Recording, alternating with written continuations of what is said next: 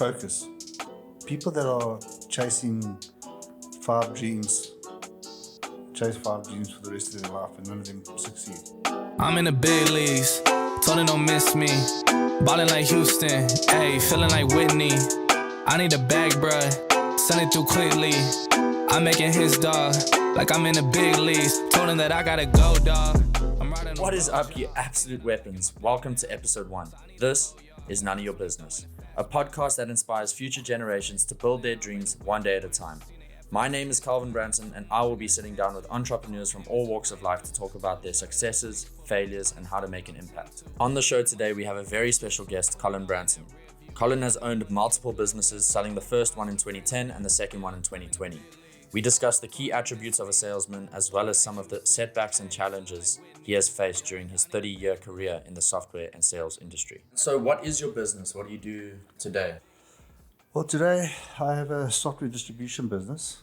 Well, I sold it in December, but I'm still actively employed and working in it. It's a software distribution business where we bring software into South Africa and we market it that's developed from in Milwaukee in the United States, Geneva in Switzerland, in Birmingham in Germany, and also another product from Switzerland from Geneva.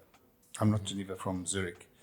And so we bring the software in and we market it to sort of high-end corporate clients, banks, insurance, government, and it's software that's used in the customer communication space. So high volumes of customer transactions, so bank statements, the production of bank statements, insurance policies, just customer communications in general. Anything that's got to be sent out to clients from a big corporate, from a legal point of view, or from just a pure communications point of view, that's what we do. So what would you say is one of the best skills or characteristics to have as a salesman? What would be the most important thing to pay attention to?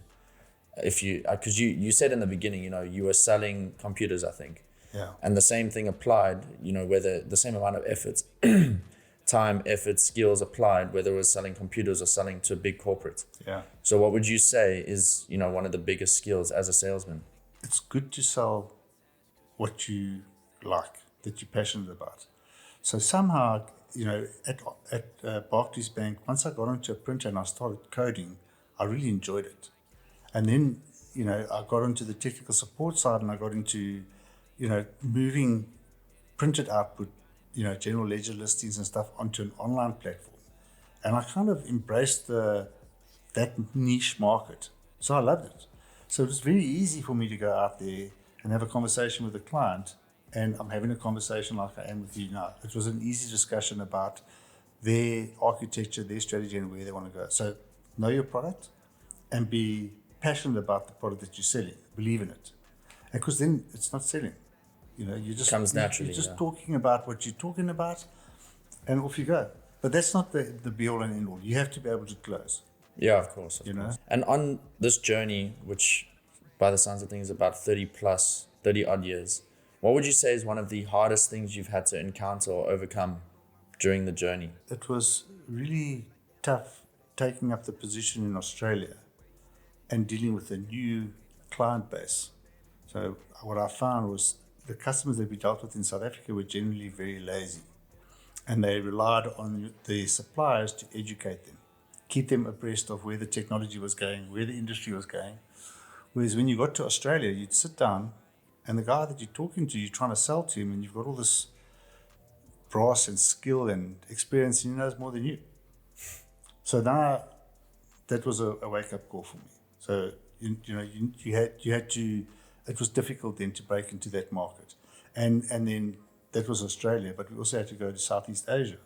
Well, Southeast Asia is a different culture altogether. The way they do business is completely different. So trying to sell there was hard, but we were successful. We had a couple of really good deals that came off with Kuntai Bank, Singapore Exchange, Singapore Press Holdings. We did some good business with it. Would you say the big turning point in your career where you would say, I've made it or I'm successful, was it when you sold the business the first time? Was it maybe before then? No. After that? When did you, I'm assuming, as you'd consider yourself successful now, there must have been a time where you sat back and thought, I've made it. That was when I sold the business after coming back to South Africa. And I told you we had that major run from 2006 to 2008. When I sold it that time, then I thought I'd made it. And I actually, after I got put on garden leave from bank serve, I retired. I thought I could do nothing every day.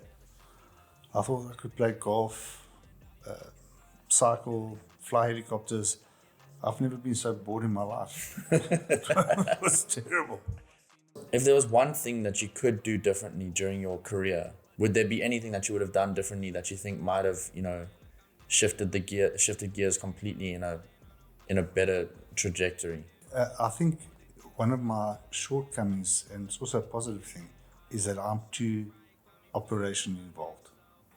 So it's a comfortable space for me to be able to run a business with 5 or 6 people and 5 to 10 customers. But I'm a strategic salesman. I can sell big ideas and big projects and big solutions for lots of money. But the thought of having to try and implement them and manage a team of 1,000 people or 500 people, it's just too much for me. So, maybe I'd do things differently. I would have preferred to have had a business partner that could manage those big ideas and, teams of people and stuff like that, and it would have been much bigger. Yeah. But it's not something that stresses me out too much. Okay. I'm comfortable with how I ended up. What is one message you'd like to give to any young or new entrepreneur? Any word of advice? Any, key takeaway? Focus. People that are chasing 5 dreams, chase 5 dreams for the rest of their life and none of them succeed. So once I knew what it was that I was going to do, I just stayed in that lane and I went hard at it, and I made sure I kept my eye on the ball the whole time, and I was never distracted.